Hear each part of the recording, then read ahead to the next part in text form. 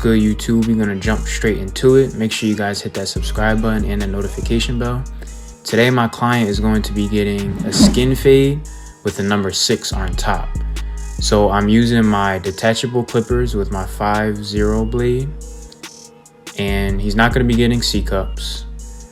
So what he's doing right now, he was basically showing his friend his last haircut, because basically this is one of my loyal clients and we were growing out the top of his hair. But I was sick a couple weeks ago and he had to get a haircut, and the barber he went to trimmed the hair and it was uneven. So we're basically restarting it. We're gonna chop it down to his old cut. He usually gets like a 6 on top against the grain. So that's what we're gonna do. You guys saw the way I put my ball line in. He's not getting any C-cups, so we're gonna put it right above the C-cups.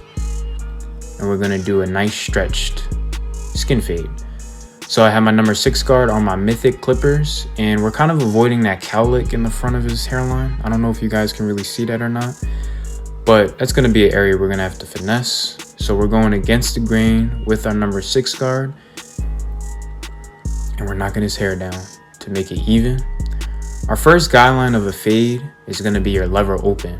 So lever open is basically when the lever on the side of the clipper is fully extended to where it's as much space as possible in between both of the cutting blades.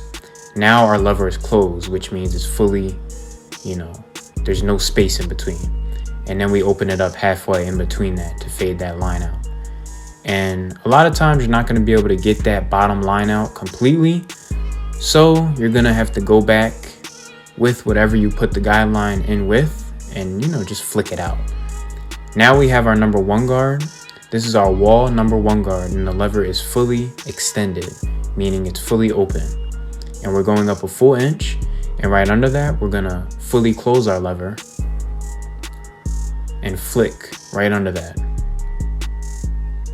Now we have our 0.5 wall premium half guard.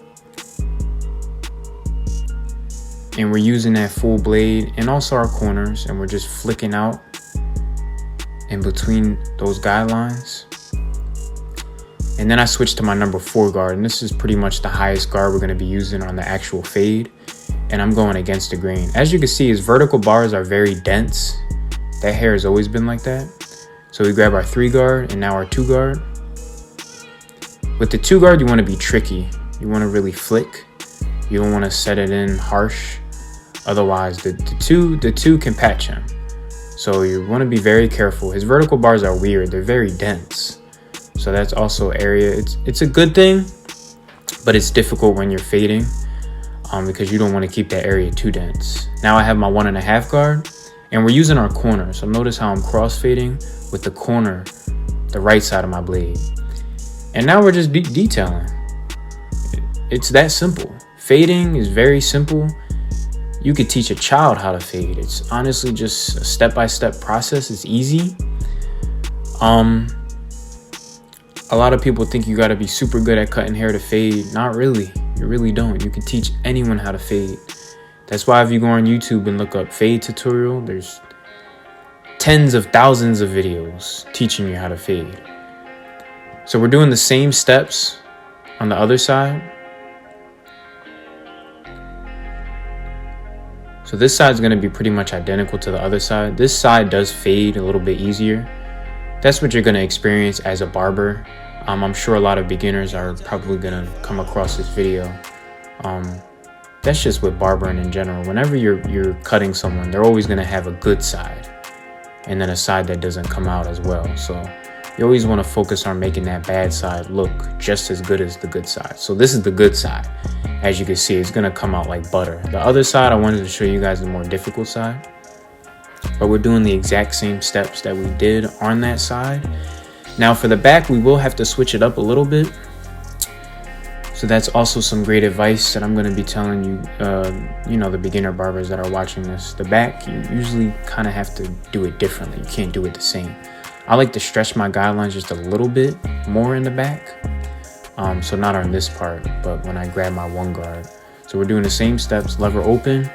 Now we have our 1 guard fully open, and we're gonna extend that up a little bit and close that lever right under that. Now the back of the hair is always gonna be the hardest part to fade, typically.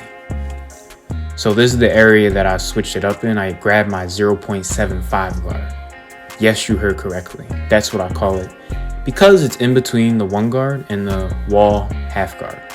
I don't know why I call it that, but it just seems like that's what it should be called. So the 0.5 guard is technically the Babyliss half guard, for those that needed like clarification, because the wall half guard cuts extremely shorter than like a regular and a 0 guard. It cuts way shorter.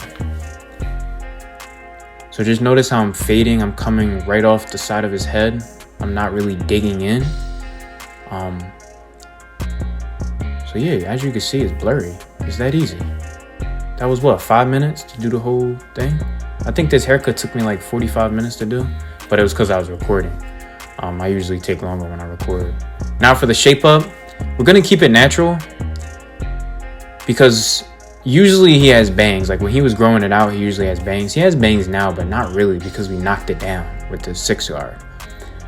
So we're keeping the shape up natural. And as you can see, his vertical bars are just, they've always been like this. They're just dark. I don't really have to enhance that part too much. I still do a little bit, but they're very dense, which is good. I'd rather have a client with vertical bars that are extremely dense than, you know, thin vertical bars.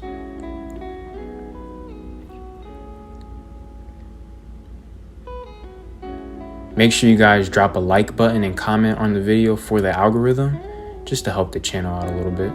Now we're gonna do some enhancing. For those wondering, I use Kiss Express Darkest Brown, and I mix it in my own bottle, and I basically just let it marinate. Like, you gotta let that sauce marinate. I think the enhancements come out better when you marinate it instead of mixing it up on the spot. This is how my client came in. And this is how he's leaving the studio. Make sure you like, comment, subscribe. It's the Fourth Ken, and I'm out. Peace.